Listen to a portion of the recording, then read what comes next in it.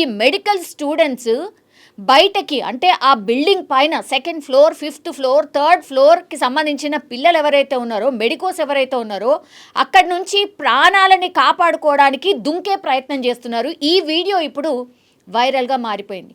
ఆ క్షణాన నిజంగా అసలు బతుకుతామా లేదా తెలీదు. ఆ 5 ఫ్లోర్డ్ ఆర్ 3 ఫ్లోర్డ్ 2 ఫ్లోర్డ్ పైనుంచి దూకితే ఏమైపోతామో తెలీదు. ప్రాణాలు ఉంటాయా తెలీదు, పోతాయా తెలీదు.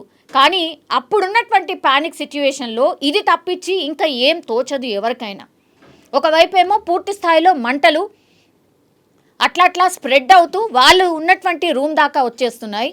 కొంతమంది దూకాలా వద్దా, అసలు ఇక్కడ ఉంటేనేమో ప్రాణాలు పోయేలాగా ఉన్నాయని వాళ్ళకి అర్థమవుతుంది. ఎందుకంటే మంటలు వ్యాపిస్తూ వస్తున్నాయి. అంత 1,00,000 లీటర్ల ఇంధనం మండిపోతుంటే డెఫినెట్లీ ఆ ఇంధనంతో ఒక్కొక్క రూమ్ అట్లా అంటుకుంటూ చాలా మట్టికి ఆ హాఫ్ ఆఫ్ ద బిల్డింగ్ని అట్లా ఆక్యుపై చేస్తూ వచ్చింది. ఎందుకంటే రెస్క్యూ టీం రావడానికి కొద్దిగా టైం పడుతుంది కదా.